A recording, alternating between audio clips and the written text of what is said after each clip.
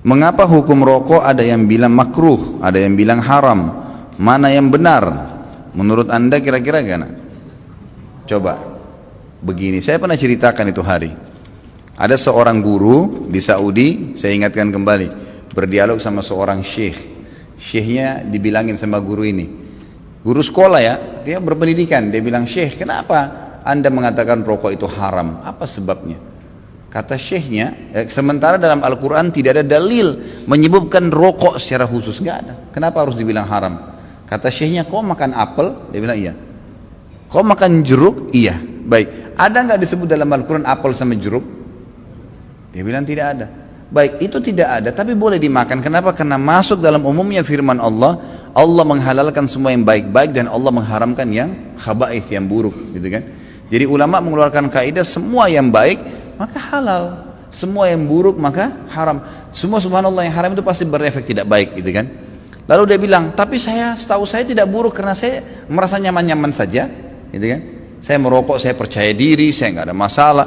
Ya orang mau mengatakan badan saya bau, baju saya bau, mulut saya bau, itu perkataan dia, tapi saya merasa nyaman-nyaman saja, nggak ada masalah, gitu kan? Berarti bisa saya katakan itu thayyibat, berarti baik ini buat saya. Dari mana tolok ukurnya ini baik atau buruk? Kata syekhnya, baik, kalau kamu mau lebih dalam lagi, sekarang saya tanya, kata syekh, kalau kamu pulang ke rumah habis ngajar, kamu temukan istri kamu lagi pegang rokok, anak kamu lagi pegang rokok, kamu biarin atau kamu larang? Kata gurunya ini, saya larang syekh. Kenapa kau larang? Dia bilang karena itu tidak baik. Nah, ini masuk dalam jawaban kamu sendiri. Kalau baik kamu biarin mereka merokok, beliin kalau perlu, sama-sama rokok ngepul di situ, gitu kan. Tapi enggak ternyata, gitu kan. Jadi lebih baik ditinggalkan, gitu. Jadi jangan berdalih kalau salah dan tetap dilakukan, akuin kesalahan. Itu poin penting. Ini enggak, sudah salah membela, ini masalah ini. Enggak boleh, jadi terus menerus. Kadang-kadang subhanallah ada orang juga supaya dia tetap dalam mempertahankan kesalahannya, mencari orang yang lebih buruk, gitu kan. Ada pernah orang bilang sama saya, Ustadz saya baik Ustadz, kayak sholat saya masih jaga sholat maghrib, teman saya dan tidak sholat sama sekali. Jadi patokannya yang lebih buruk, supaya yang dia tinggalin 4 waktu sholat itu mending, gak apa-apa gitu. Bukannya dilihat orang yang sholat lebih banyak, ini gak boleh sebenarnya, gitu kan. Allahu alam. Jadi kalau kita lihat, kalau dikatakan memang kategori ulama di Indonesia, kalau di Timur Tengah saya nggak pernah temukan ada ulama menghalalkan rokok.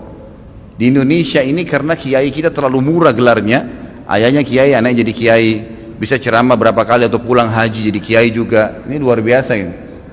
Saya mohon maaf, bukan menyombongkan diri sama sekali. Saya subhanallah berapa kali ketemu dengan orang-orang kiai ini, saya kalau ketemu subhanallah seperti kalau antum ahli listrik misalnya, kemudian ada orang datang ngobrol masalah listrik, dia nggak ngerti.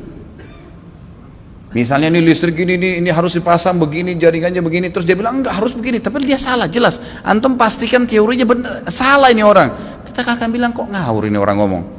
Subhanallah, di kalangan dakwah ceramah penceramah pun begitu. Saya heran dari mana gelar-gelar kiai bisa didapatin nih gitu. Baca ayatnya salah, hadisnya dikarang-karang, banyak sekali sudah kesalahan.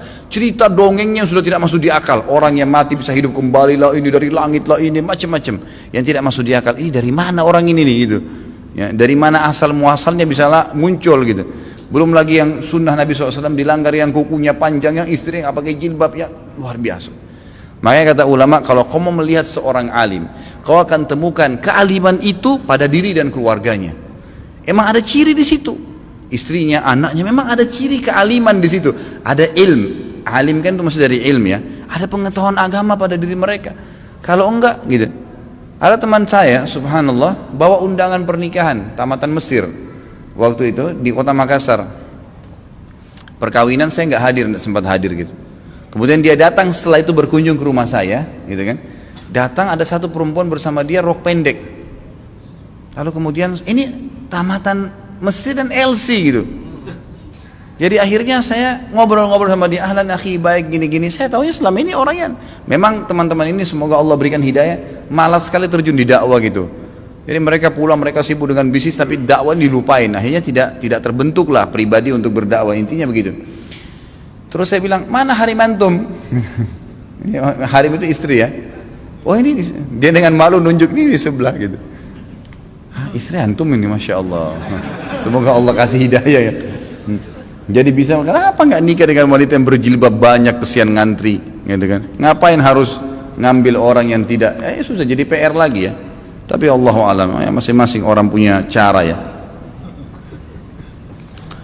Jadi kalau kita temukan teman-teman kita yang bergelar kiai ini yang memakruhkan rokok karena dia masih merokok, gitu kan? Emang begitu. Ya semoga Allah kasih.